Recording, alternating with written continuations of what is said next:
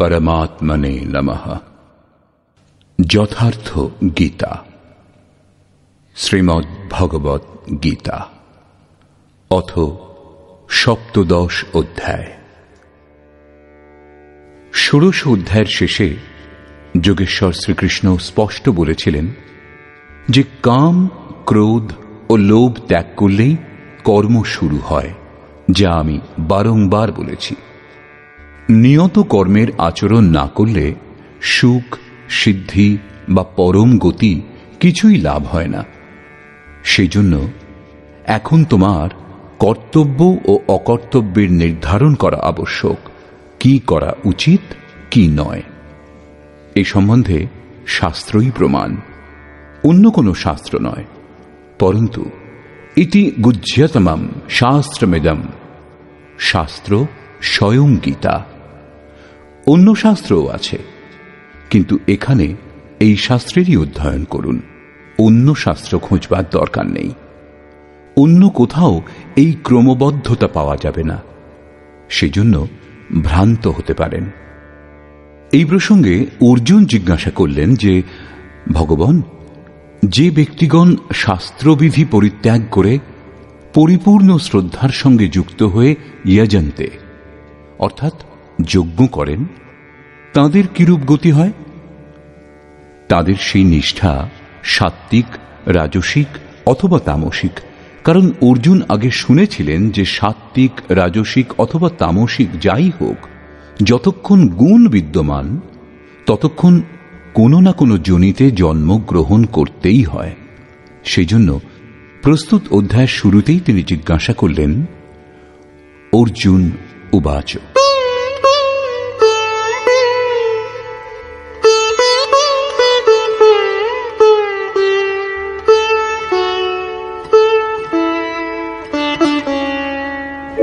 ये शास्त्रविधिमुत्सृज्य यजन्ते श्रद्धयान्विताः तेषां निष्ठा तु का कृष्ण सत्त्वमाहो रजस्तमः। হে কৃষ্ণ, যারা শাস্ত্রীয় বিধি পরিত্যাগ করে শ্রদ্ধাপূর্বক পূজা করেন, তাদের গতি কি হয়? তাদের সেই নিষ্ঠা সাত্ত্বিক, রাজসিক নাকি তামসিক? দেবতা, যক্ষ, ভূত সকলেই যজ্ঞের অন্তর্ভুক্ত। শ্রী ভগবান উবাচ,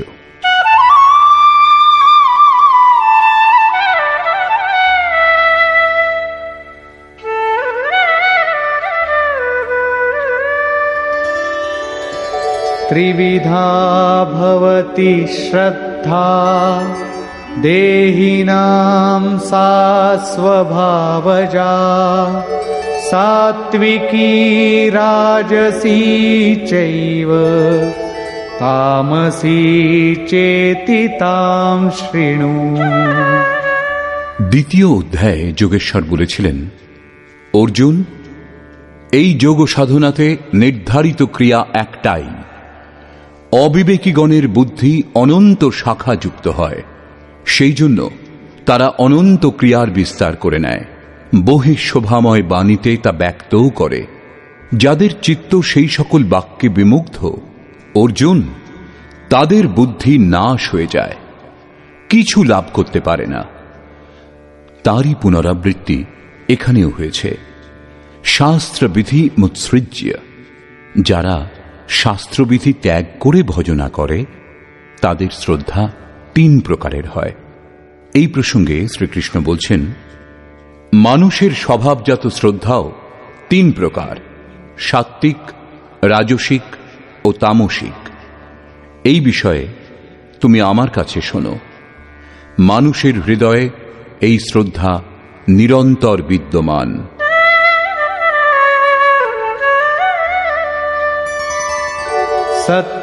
सत्त्वानुरूपा सर्वस्य श्रद्धा भवति भारत श्रद्धामयोऽयं पुरुषो यो यच्छ्रद्धः स एव सः। হে ভারত, সকল মানুষের শ্রদ্ধা তাদের চিত্তবৃত্তির অনুরূপ হয়। মানুষ শ্রদ্ধালু হয়, সেই জন্য যিনি যেরূপ শ্রদ্ধাযুক্ত তিনি সেই রূপই হন। প্রায় লোকে জিজ্ঞাসা করে, আমি কে? কেউ বলে, আমি আত্মা। কিন্তু না, এখানে যোগেশ্বর শ্রীকৃষ্ণ বলছেন, যেরূপ শ্রদ্ধা, যেরূপ বৃত্তি, মানুষ সেই রূপই হয়। গীতা হল যোগ দর্শন। মহর্ষি পতঞ্জলিও যোগী ছিলেন। তাঁর যোগ দর্শন গ্রন্থটি একটি যোগ বিষয়ক শাস্ত্র গ্রন্থ। যোগ কি তিনি এ সম্বন্ধে বলেছেন, যোগশ্চিত্তবৃত্তি নিরোধ, চিত্তবৃত্তি সমূহকে সর্বপ্রকারে নিরুদ্ধ করাকেই যোগ বলে। কেউ পরিশ্রম করে রোধ করে নিলে তাতে লাভ কি? তদা দ্রষ্টু স্বরূপেব স্থানম, সেই সময় এই দ্রষ্টা জীবাত্মা নিজের শাশ্বত স্বরূপে স্থিত হন। দ্রষ্টা হবার পূর্বে তিনি কি মলিন ছিলেন? পতঞ্জলি বলেছেন, বৃত্তি সারূপ্যমিতরত্র, অন্য সময় যেরূপ বৃত্তির রূপ হয় সেই রূপই সেই দ্রষ্টা হন। এখানে যোগেশ্বর শ্রীকৃষ্ণ বলছেন, মানুষ শ্রদ্ধাবান, শ্রদ্ধায় ওতপ্রোত। এক কথায় শ্রদ্ধা জ্ঞাপন মানুষের প্রকৃতিজাত, এবং যিনি যেরূপ শ্রদ্ধাযুক্ত তিনি সেই রূপই হন। যেরূপ বৃত্তি, মানুষ সেই রূপই হয়। এখানে শ্রদ্ধার তিনটি ভেদ বলছেন।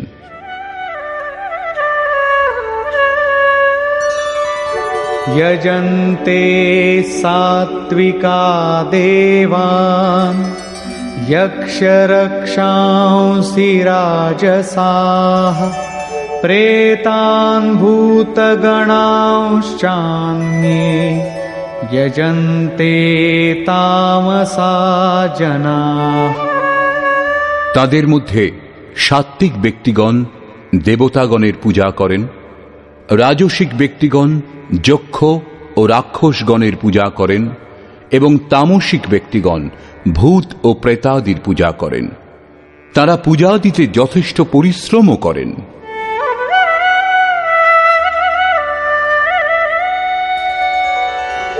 अशास्त्रविहितं घोरं तप्यन्ते ये तपो जनाः दम्भाहंकारसंयुक्ताः कामरागबलान्विताः। সেই ব্যক্তিগণ শাস্ত্র বিরুদ্ধ ঘোর কল্পিত তপস্যার অনুষ্ঠান করে, দম্ভ ও অহংকার যুক্ত কামনা ও আসক্তিকৃত বলান্বিত হয়ে ওঠে। कर्षयन्तः शरीरस्थं भूतग्राममचेतसः मां चैवान्तः शरीरस्थं तान् विद्यासुरनिश्चयान्। তারা দেহরূপে স্থিত ভূত সমুদায়কে এবং অন্তঃকরণ স্থিত আমাকে, অন্তর্যামীকে কৃশ করে, অর্থাৎ দুর্বল করে। আত্মা প্রকৃতিতে আকৃষ্ট হয়ে বিকার সমূহ দ্বারা দুর্বল ও যোগ্য সাধনা দ্বারা সবল হয়। সেই অবিবেকীগণ অজ্ঞানীগণকে আসুরিক বুদ্ধি বিশিষ্ট বলে জানবে, অর্থাৎ তারা সকলেই অসুর। প্রশ্নটি এখানেই সম্পূর্ণ হল। শাস্ত্রবিধি ত্যাগ করে সাত্ত্বিক ব্যক্তিগণ দেবতাগণের পূজা, রাজসিক ব্যক্তিগণ যক্ষ ও রাক্ষসগণের পূজা করেন, এবং তামসিক ব্যক্তিগণ ভূত প্রেতাদির পূজা করেন। কেবল পূজাই করেন না, ঘোর তপস্যার অনুষ্ঠান করেন। কিন্তু অর্জুন দেহরূপে স্থিত ভূতগণকে ও অন্তর্যামী রূপে অবস্থিত আমাকে, পরমাত্মাকে দুর্বল করেন। আমার থেকে দূরে সরে যান, ভজনা করেন না। তাদের তুমি অসুর বলে জানবে, অর্থাৎ দেবতাগণের পূজকগণও অসুর হয়। এর থেকে বেশি আর কেউ কি বলবে? অতএব এরা সকলেই যার অংশ মাত্র, সেই মূল এক পরমাত্মার ভজনা করুন। এই প্রসঙ্গের উপর পরম যোগেশ্বর শ্রীকৃষ্ণ বারংবার জোর দিয়েছেন।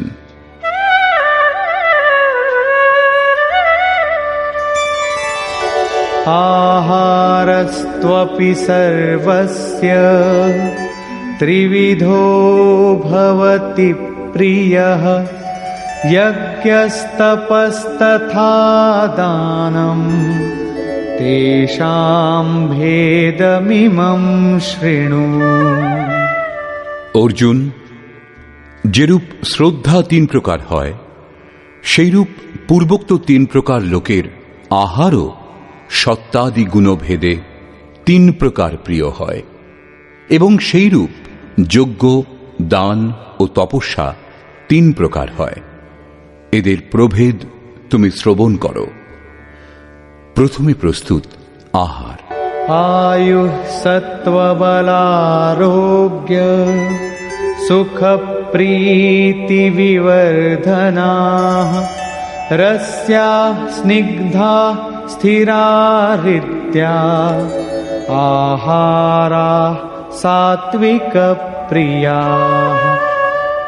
যে সকল আহার আয়ু, বুদ্ধি, বল, আরোগ্য, সুখ ও প্রীতি বৃদ্ধি করে এবং সরস, স্নিগ্ধ, পুষ্টিকর এবং মনোরম, সেইগুলি সাত্ত্বিক ব্যক্তিগণের প্রিয় হয়। যোগেশ্বর শ্রীকৃষ্ণের অনুসারে মনোরম, বল, আরোগ্য, বুদ্ধি এবং আয়ুবর্ধক আহার সাত্ত্বিক।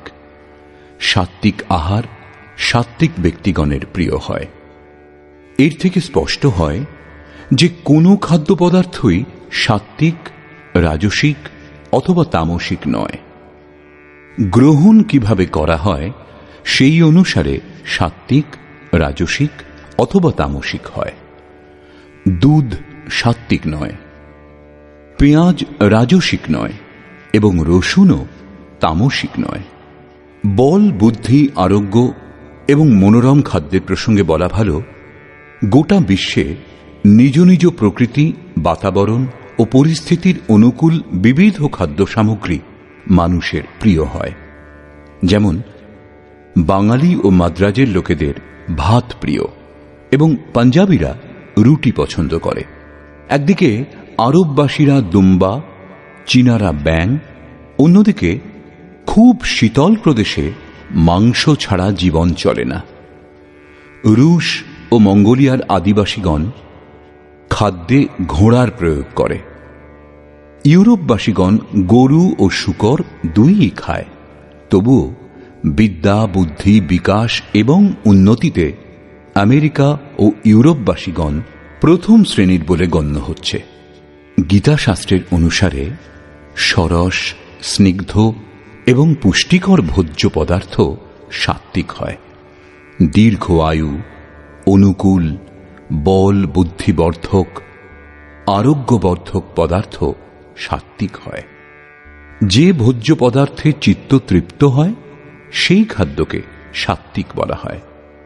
অতএব কোনো খাদ্য পদার্থ কম বেশি করার প্রয়োজন নেই। পরিস্থিতি, পরিবেশ এবং দেশকালের অনুসারে যে খাদ্যবস্তু প্রিয় এবং জীবনে শক্তি প্রদান করে সেই খাদ্যবস্তুই সাত্ত্বিক। যারা ঘর পরিবার ত্যাগ করে কেবল ঈশ্বরের আরাধনাতে লিপ্ত, সন্ন্যাস আশ্রমে আছেন, তাদের জন্য মাংস, মদিরা ত্যায্য। কারণ অনুভবে দেখা গেছে যে এই সকল পদার্থ আধ্যাত্মিক মার্গের বিপরীত মনোভাব উৎপন্ন করতে সাহায্য করে। অতএব এই সমস্ত ব্যবহার করলে সাধন পথ থেকে ভ্রষ্ট হওয়ার সম্ভাবনা বেশি থাকে। যারা নির্জনে বাস করেন, বৈরাগ্য কামনা করেন, তাদের জন্য যোগেশ্বর শ্রীকৃষ্ণ ৬ষ্ঠ অধ্যায়ে এক খাদ্য তালিকা প্রস্তুত করেছেন। যুক্তাহার বিহারস্য। এটি মনে রেখে আচরণ করা উচিত। কট্বম ললবণাত্युष्ण तीक्ष्ण रूक्ष विदाहिनः आहारा राजसस्य यज्ञस्येष्टा दुःखशोकामयप्रदाः।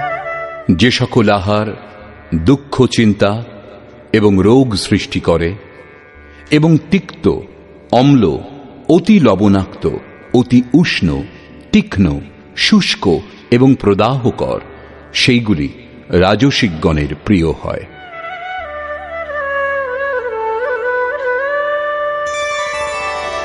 यातयामं गतरसं पूतिपर्युषितं च यत् उच्छिष्टमपि चामेध्यं भोजनं तामसप्रियम्।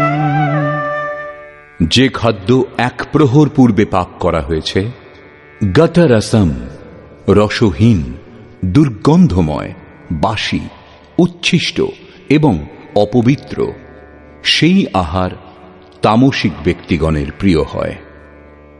প্রশ্নটি এখানেই সম্পূর্ণ হল। এখন প্রস্তুত যজ্ঞ।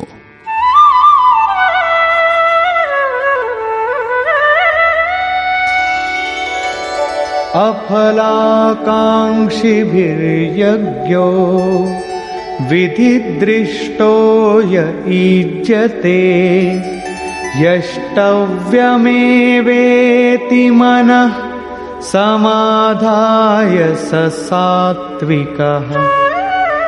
যে যজ্ঞ বিধিদৃষ্ট, শাস্ত্রবিধি দ্বারা নির্ধারিত করা হয়েছে, যেমন তৃতীয় অধ্যায়ে যজ্ঞের নামমাত্র নিয়েছেন, চতুর্থ অধ্যায়ে যজ্ঞের স্বরূপ বলেছেন যে বহু যোগী প্রাণকে অপানে, অপানকে প্রাণে আহুতি দেন, প্রাণ অপানের গতি নিরুদ্ধ করে প্রাণের গতি স্থির করেন, সংযমাগ্নিতে আহুতি দেন।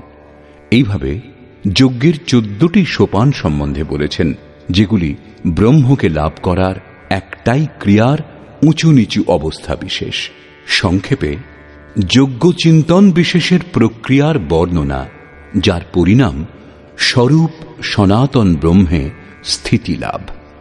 এই শাস্ত্রে যার বিধান দেওয়া হয়েছে, সেই শাস্ত্রবিধানের ওপর পুনরায় জোর দিলেন। অর্জুন, শাস্ত্রবিধি দ্বারা নির্ধারিত, যার আচরণ কর্তব্য এবং যা মনকে নিরুদ্ধ করে, যার আচরণ ফলাকাঙ্ক্ষা শূন্য পুরুষগণ করেন, সেই যজ্ঞ সাত্ত্বিক।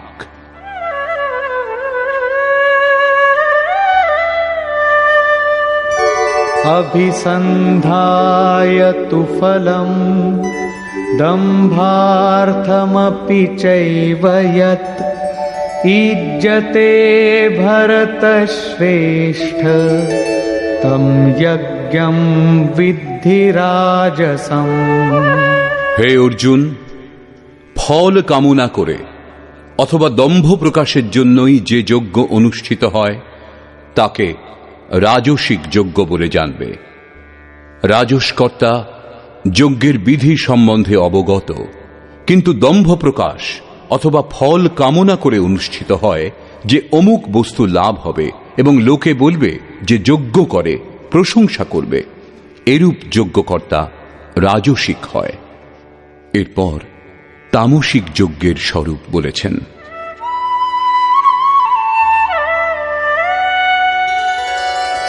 विधिहीनमसृष्टान्नं मन्त्रहीनमदक्षिणं श्रद्धाविरहितं यज्ञं तामसं परिचक्षते।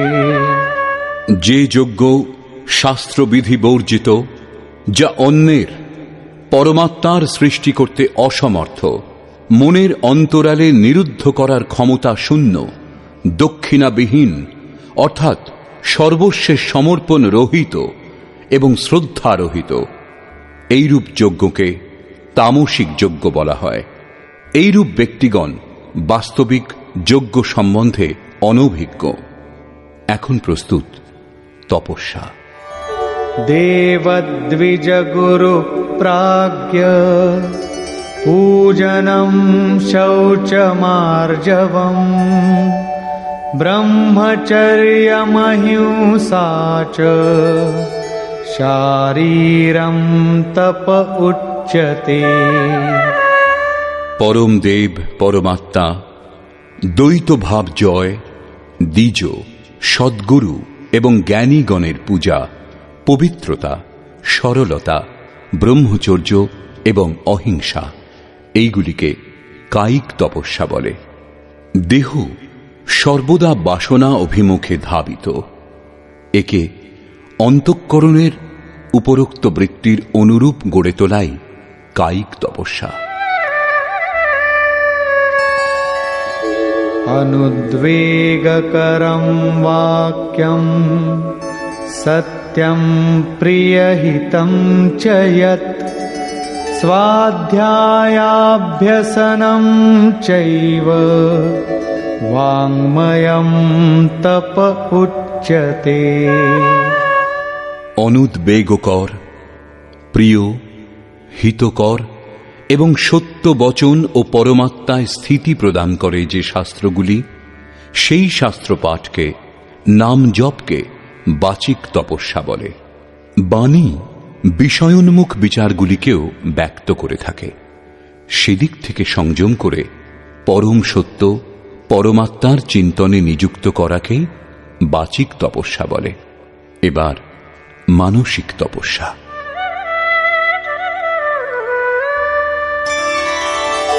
मनः प्रसादः सौम्यत्वं मौनमात्मविनिग्रहः भावसंशुद्धिरित्येतत्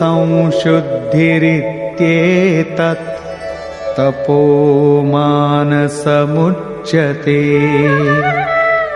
মনের প্রসন্নতা, সৌম্য ভাব, মৌন অর্থাৎ ইষ্টের অতিরিক্ত অন্য কোনো বিষয়ের স্মরণও যেন না আসে, মনের নিরোধ, অন্তঃকরণের পবিত্রতা, এই সকলকে মানসিক তপস্যা বলা হয়। উপরোক্ত তিনটি অর্থাৎ কায়িক, বাচিক ও মানসিক যে তপস্যা, তাকে সাত্ত্বিক তপস্যা বলা হয়।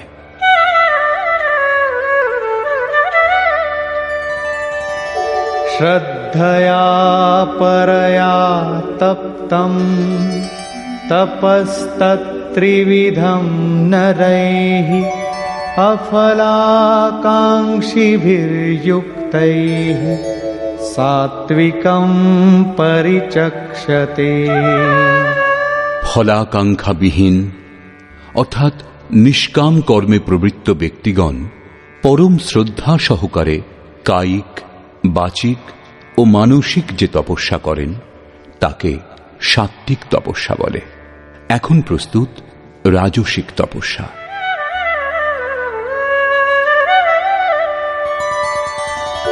सत्कारमान पूजार्थं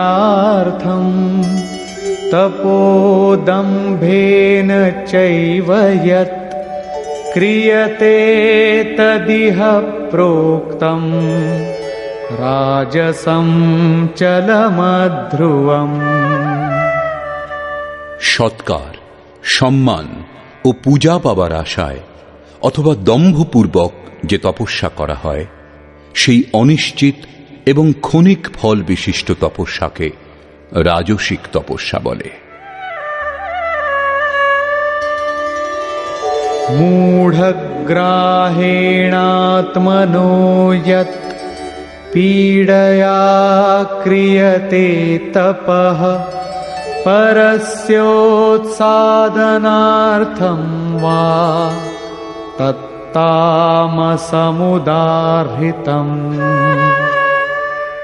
যে তপস্যা মূর্খতাপূর্বক বিবেচনা না করে মন, বাণী ও দেহকে কষ্ট দিয়ে অথবা অপরের অনিষ্টের জন্য করা হয়, তাকে তামসিক তপস্যা বলে। এইরূপ সাত্ত্বিক তপস্যাতে দেহ, মন ও বাণীকে ইষ্টের অনুরূপ তৈরি করা হয়। রাজসিক তপস্যাতেও ক্রিয়া সেই একই, কিন্তু দম্ভ, মান সম্মানের ইচ্ছা নিয়ে তপস্যা করেন। প্রায়ই মহাত্মাগণ গৃহত্যাগ করার পরেও এই বিকারের শিকার হন। তামসিক তপস্যা অবিধিপূর্বক সম্পাদন হয়, পরপীড়নের জন্য করা হয়।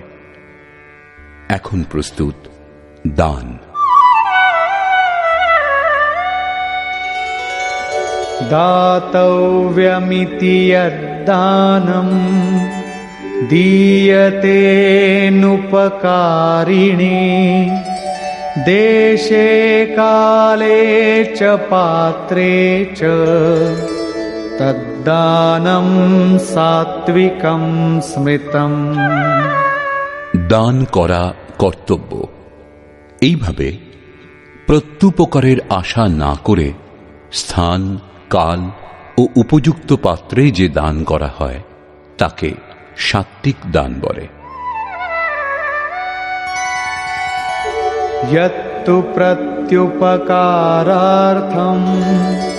फलमुद्दिश्य वा पुनः दीयते च परिक्लिष्टं तद्दानं राजसं स्मृतम्।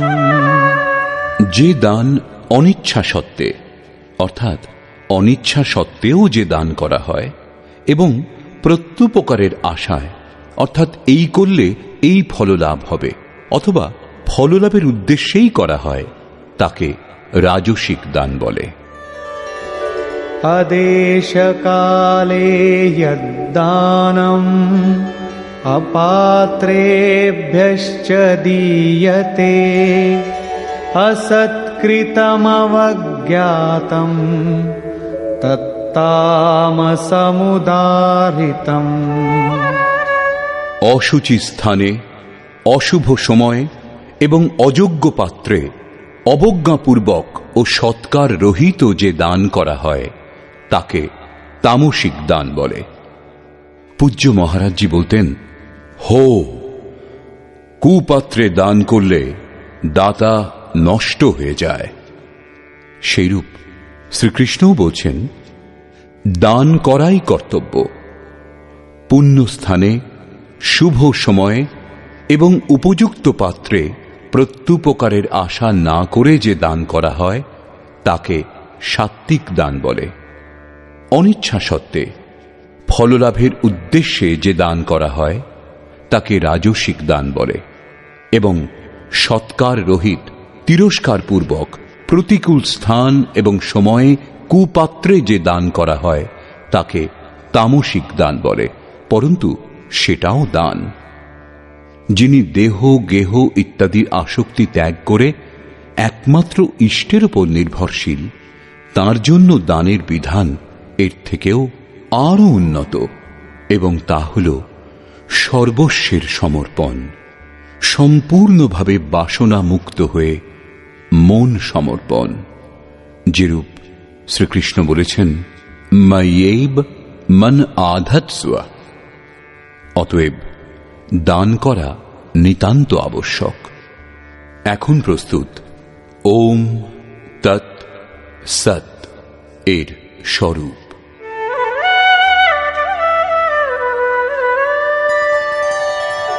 ॐ तत्सदिति निर्देशो ब्रह्मणः त्रिविधः स्मृतः ब्राह्मणास्तेन वेदाश्च यज्ञाश्च विहिताः पुरा। অর্জুন, ওম তৎ ও সৎ এই বাক্য দ্বারা ব্রহ্মের ত্রিবিধ নাম ব্রহ্মণঃ নির্দেশঃ স্মৃতঃ, ব্রহ্মের নির্দেশ করে, স্মরণ করিয়ে দেয়, সংকেত প্রদান করে, যা ব্রহ্মের পরিচায়ক, তার থেকেই পুরা, পূর্বকালে অর্থাৎ আরম্ভে ব্রাহ্মণ, বেদ এবং যজ্ঞ ইত্যাদির উৎপত্তি হয়েছে। অর্থাৎ ব্রাহ্মণ, যজ্ঞ এবং বেদ ওম থেকেই উৎপন্ন হয়েছে। এগুলি যোগ উদ্ভূত। ওমের সতত চিন্তন দ্বারাই এদের উৎপত্তি হয়, আর কোনো পথ নেই।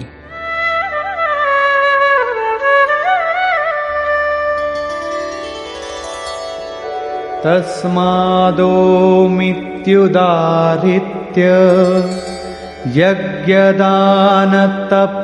क्रियाः प्रवर्तन्ते विधानोक्ता सततं ब्रह्मवादिनाम्। এই জন্য ওম এই ব্রহ্মবাচক প্রথম শব্দ উচ্চারণ করে পুরুষগণ শাস্ত্রবিধান অনুযায়ী যজ্ঞ, দান, তপস্যাদি কর্ম অনুষ্ঠান করেন, যার ফলে সেই ব্রহ্মের স্মরণ হয়ে আসে। এখন তৎ শব্দের প্রয়োগ বলছেন।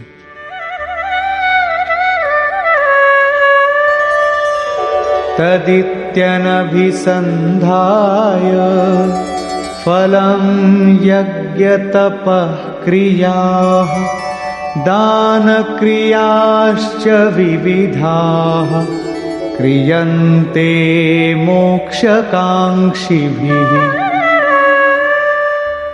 তৎ অর্থাৎ সেই পরমাত্মাই সর্বত্র ব্যাপ্ত। এইভাবে তৎ ব্রহ্মবাচক এই দ্বিতীয় শব্দ উচ্চারণ পূর্বক মুমুক্ষু ব্যক্তিগণ ফলাকাঙ্ক্ষা না করে শাস্ত্র দ্বারা নির্দিষ্ট নানা প্রকার যজ্ঞ, তপ, দান ইত্যাদি কর্মের অনুষ্ঠান করেন। তৎ শব্দটি পরমাত্মার প্রতি সমর্পণ সূচক, অর্থাৎ ওম জপ করুন এবং যজ্ঞ, দান, তপ ইত্যাদি কর্ম তাঁর উপর নির্ভর হয়ে করে যান। এখন সতের প্রয়োগ সম্বন্ধে বলছেন।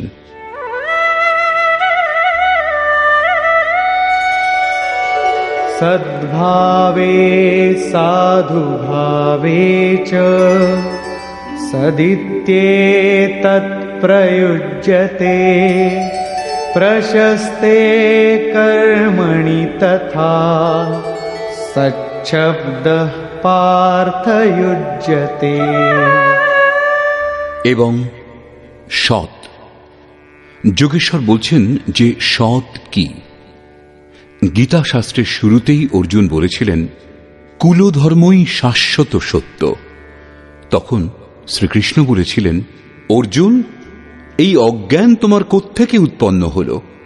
সৎ বস্তুর তিন কালে অভাব নেই, তার বিনাশ সম্ভব নয়, এবং অসৎ বস্তুর তিন কালে অস্তিত্বই নেই, তাকে নিরস্ত করা যায় না। বস্তুত সেটি কোন বস্তু যার তিন কালে অভাব নেই? সেই অসৎ বস্তুই বা কি যার অস্তিত্ব নেই?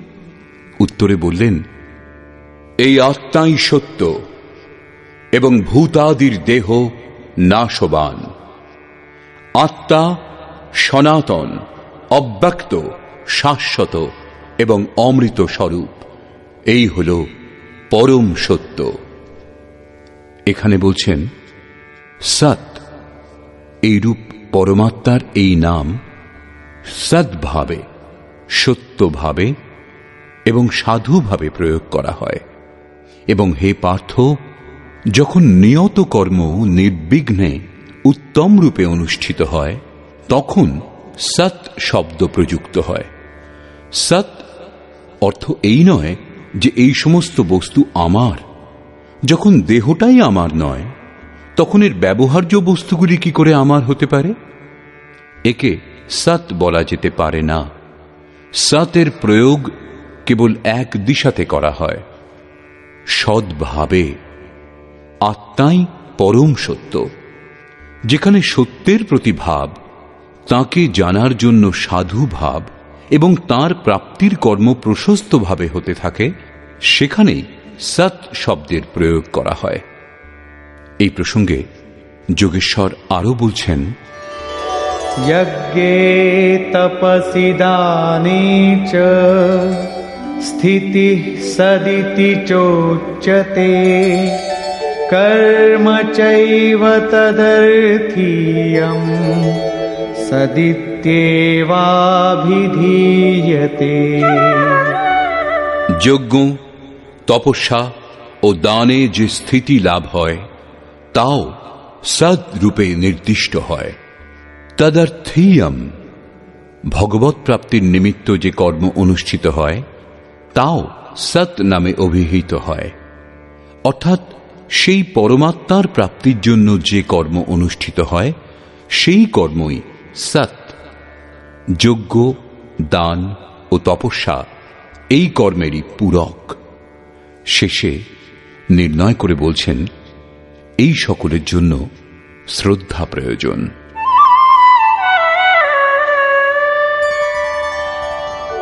अश्रद्धया हुतं दत्तं तपस्तप्तं कृतं च यत् असदित्युच्यते पार्थ न च तत्प्रेत्य नो इह।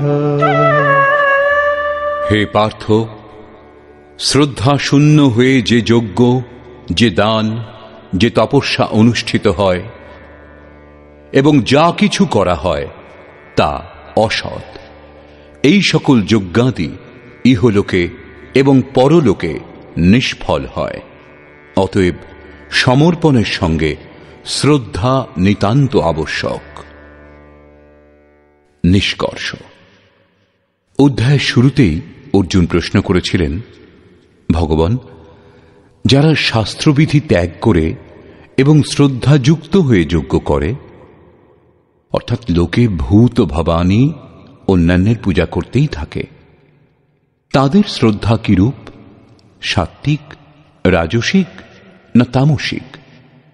এই প্রসঙ্গে যোগেশ্বর শ্রীকৃষ্ণ বললেন, অর্জুন, এই পুরুষ শ্রদ্ধাবান, তার শ্রদ্ধা কোথাও না কোথাও অবশ্যই স্থির আছে। শ্রদ্ধা যেরূপ, পুরুষ সেই রূপ হয়। বৃত্তির অনুরূপ পুরুষ হয়। তাদের সেই শ্রদ্ধা সাত্ত্বিক, রাজসিক ও তামসিক এই তিন প্রকার হয়। সাত্ত্বিক পুরুষগণ দেবতাগণের পূজা করেন। রাজসিক ব্যক্তিগণ যক্ষ, যিনি যশ শৌর্য প্রদান করবেন, রাক্ষস, যে ক্রূর কর্মা ও সম্পন্ন, এদের পূজা করেন। এবং তামসিক ব্যক্তিগণ ভূত প্রেতাদির পূজা করেন।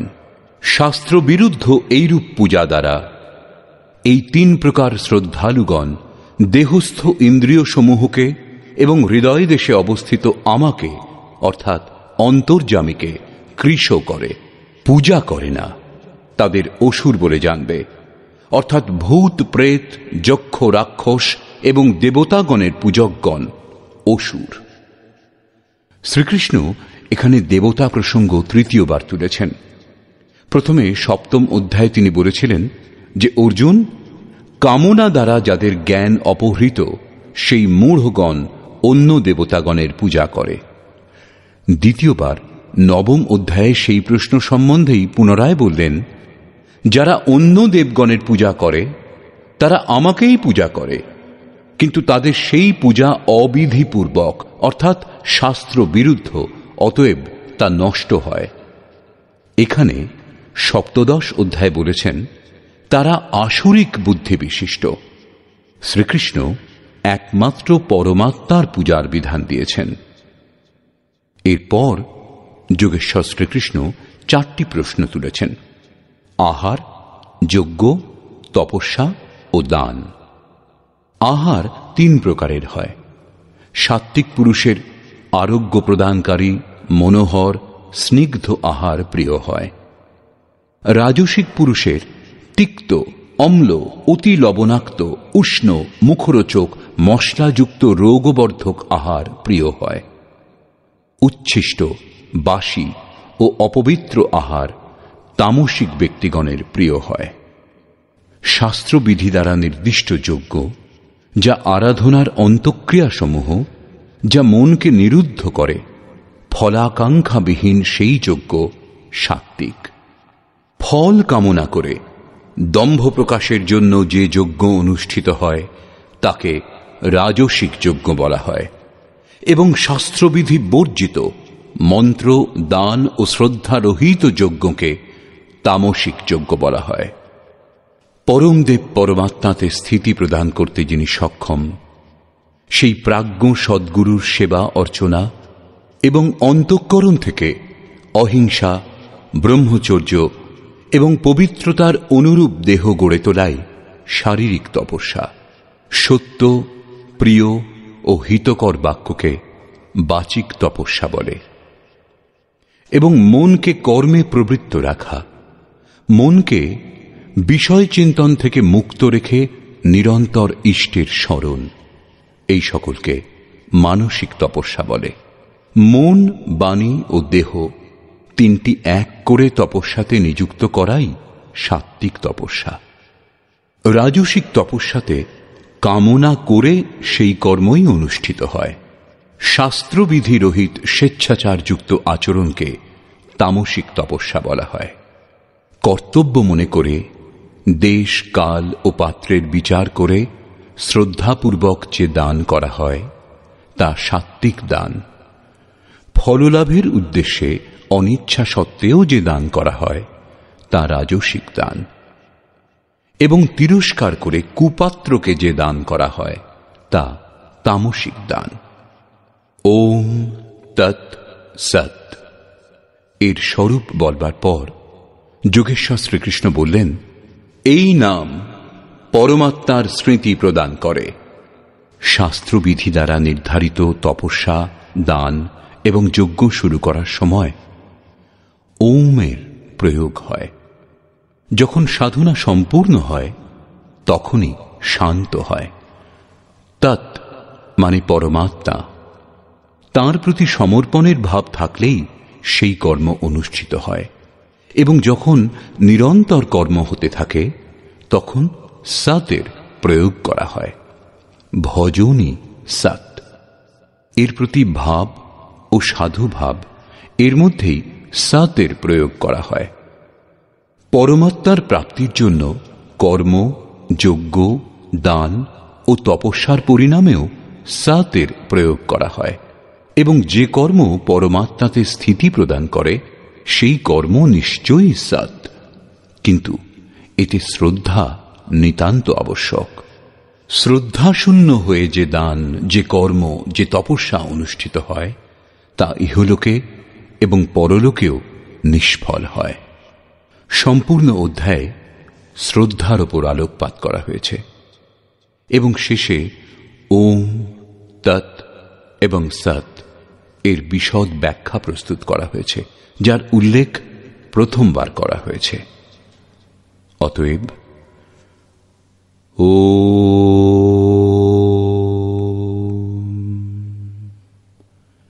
এই প্রকার শ্রীমদ্ ভগবদ্ গীতারূপী উপনিষদ এবং ব্রহ্মবিদ্যা তথা যোগশাস্ত্র বিষয়ক শ্রীকৃষ্ণ ও অর্জুনের সংবাদে ওম তৎসৎ শ্রদ্ধাত্রয় বিভাগ যোগ নামক 17 অধ্যায় পূর্ণ হল।